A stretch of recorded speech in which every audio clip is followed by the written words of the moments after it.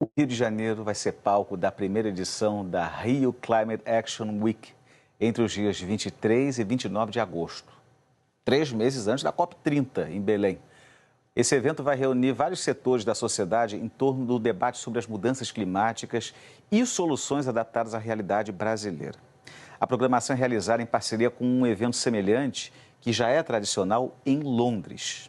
O Marcelo Lins conversou com Maline Mera, uma das organizadoras.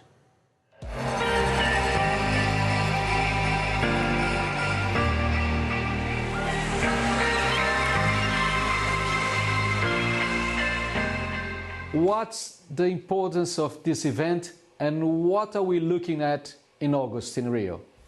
The Rio Climate Action Week, we want to use it as an opportunity to mobilize all sectors in the way that we have successfully managed to do in London Climate Action Week over the many years. You've worked in government, you've worked for the mayor of London, you work in the private sector, and also you have a knowledge of multicultural and multilateral institutions in the world.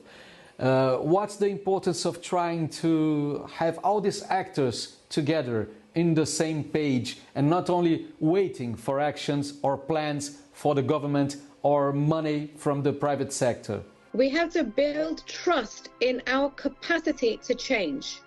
Because if we always look at another sector to take action and we don't take action ourselves, we demobilize ourselves. And so it is by encouraging the whole of society to engage, and we showcase how that happens. You will always hear people say we should be more focused in the economic immediate problems of the people. We should be more focused on solving wars.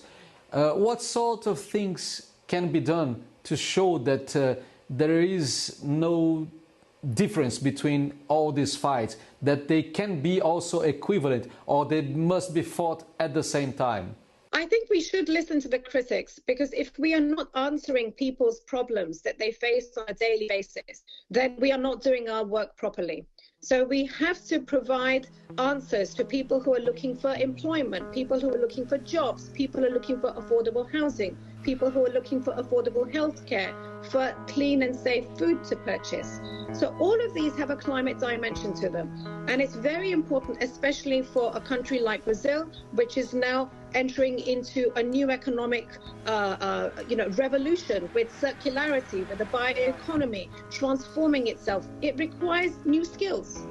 So there is a really important role for skills creation for the education sector, for employers to work to support apprentices so that they have the green skills to fit for the new green economy. So these are very practical things. People who are living in poor housing, which is, when it's very, very hot, it becomes unbearable. When it's very, very cool, it becomes unbearable. Every aspect of this has a climate dimension. So it's important for us to listen to the critics and not create this illusion that this is all about elite activism. It has to be grounded in people's ground reality, and we have to provide solutions for them in the very basic ways: jobs, housing, health, food. When do you think will we be able to reach a point of be leveling also the demand, the prices and the opportunities also for the private sector of making money out of this new way of looking at the world? The renewables revolution is occurring because investors have been investing in it. We have had the engineers, the scientists, the technocrats who have created the know-how, but without the money, it would never have happened. So we are living through a very phenomenal clean energy revolution that is occurring. Even most importantly, it's important to look at what's happening in Latin America. So across the continent, you are seeing that coal is being phased out. And Latin America has an abundance of renewable energy and is investing in it. So this is all the good news. This news has to be conveyed, but yes, people need to see the difference it makes in the bills that they're paying. So we absolutely need to be clear that the demand has to be created, but the price has got to be right, and people have got to feel better about the green economy and not see it as something which is going to cost them more. So that's the responsibility of policymakers, of investors, and of consumers also to demand that kind of cleaner, cheaper, safer option. Why is it so important to understand the urgency, no matter where you come from? It's very important because we are all vulnerable. So we saw that very graphically with what happened in Rio Grande do Sul, with the floods in Porto Alegre, for example. People saw their homes, their livelihoods washed away. So there has to be a recognition that we have to make an investment in building more resilient societies. And in most cases, that means investing in the green economy, in the cleaner economy, in renewables, and to set our sights on that. And this is actually what's happening.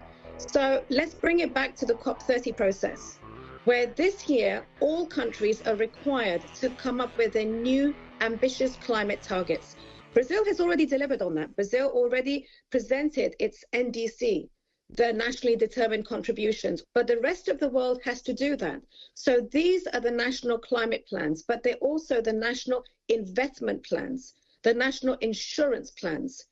So this is how we show as a global community that we are serious about taking climate action.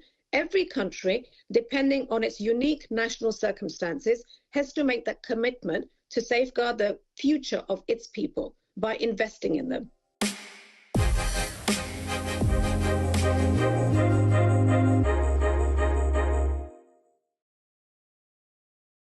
O especial de domingo segue com as homenagens a Sebastião Salgado,